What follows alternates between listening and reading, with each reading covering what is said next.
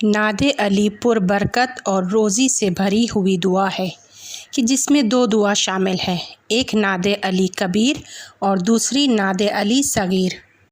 مختلف روایات میں مختلف اقسام کی نعت علی بیان ہوئی ہیں کہ جن میں سے ہر ایک کی مخصوص خصوصیات ہیں کہ انشاءاللہ ان میں سے چند کو بیان کریں گے۔ نعت علی کی معروف ترین خصوصیات 700 ہیں کہ تمام اہم کاموں کے لیے اسے مؤثر بتایا گیا ہے۔ اس کے ذریعے سے حاجتوں کو حاصل کرنے کے بارے میں تاکید کی گئی ہے۔ سب سے پہلے ہم نعت علی کبیر کی خصوصیات کے بارے میں بیان کریں گے۔ اگر کسی کا کوئی بہت ہی اہم کام ہو تو نعت علی کبیر کو 7 مرتبہ پڑھے، اس کام کی نیت سے پڑھے، البتہ وہ کام ہو کر رہے گا۔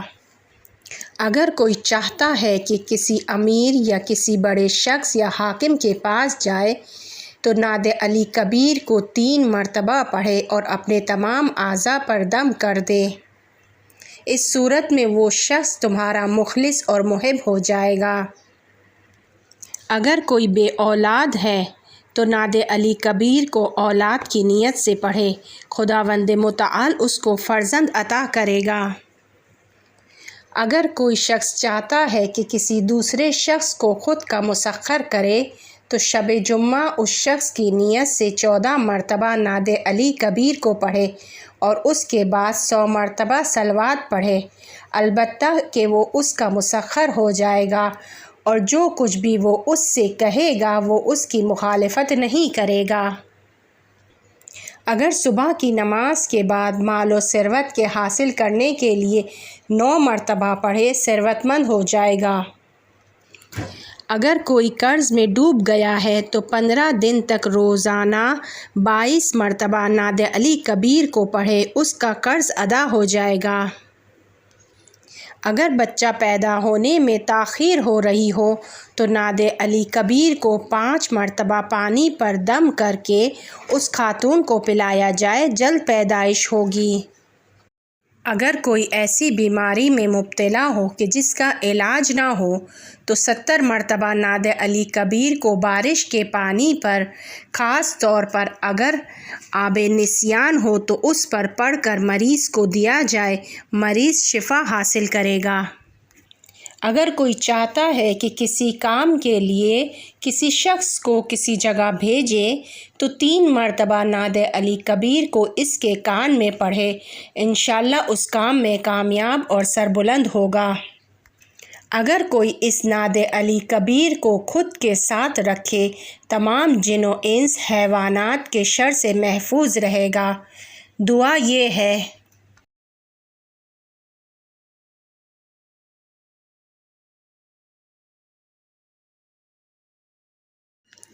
میر داماد ایک اور قسم کی نعت علی کا ذکر کرتے ہیں اور بیان کرتے ہیں کہ جو کوئی 16 مرتبہ اس نعت علی کبیر کو پڑھے گا، جو حاجت رکھتا ہوگا وہ روا ہوگی، اور جو کوئی ظہر کے بعد 3 بار اسے پڑھے اور جب یا علی پر پہنچے تو اسے 3 سانس میں پڑھے، اس کا جو بھی مقصد ہوگا وہ پورا ہوگا۔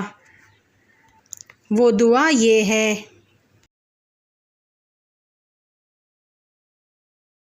اسی طرح کتاب شفاء الصدر میں نعت علی کے خواص کے بارے میں بیان ہوا ہے کہ جو شخص جمعے کے دن پہلے گھنٹے میں مشرق کی طرف رخ کر کے 47 یا 48 مرتبہ پڑھے گا، تمام افراد حتیٰ اس کے دشمن بھی اس کے محب اور مرید ہو جائیں گے اور اسے چاہنے لگیں گے۔ علم اور حکمت کو حاصل کرنے کے لیے ہر روز ظہر کی نماز کے وقت 70 بار پڑھے۔ اس کے علاوہ بادشاہوں اور حکمرانوں کے پاس عزیز ہونے کے لیے 6 دن تک ہر روز 100 مرتبہ اس کو پڑھے۔ نعت علی دعائے رجال الغیب ہے اور وہ دعا یہ ہے: اس کے بعد قبلے کی جانب رخ کرے اور اپنے حوائج کو خدا سے طلب کرے، انشاءاللہ اگلے جمعے سے پہلے اس کی مراد پوری ہو جائے گی۔ اگر کسی مقصد کے لیے 3 جمعہ مسلسل اس دستور العمل کو انجام دیا جائے تو بہتر اور مجرب ہے۔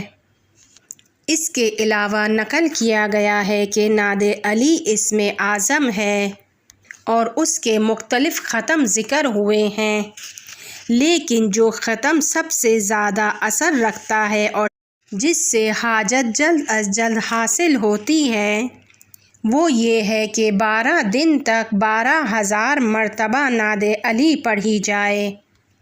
اتوار کے دن سے شروع کرے اور جمعرات کے دن کو ختم کرے۔ پہلے اور آخری دن 1001 مرتبہ پڑھے، دوسرے دن 998 مرتبہ پڑھے اور باقی کے دنوں میں 1000 مرتبہ پڑھے۔ آخری دن تھوڑا سا حلوہ پکائے اور اسے فقراء اور مساکین کو دے، انشاءاللہ اس کی مراد حاصل ہوگی۔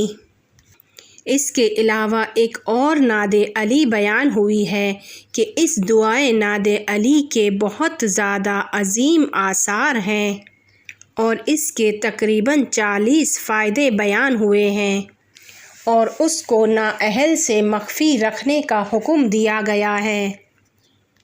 وہ نعت علی یہ والی ہے۔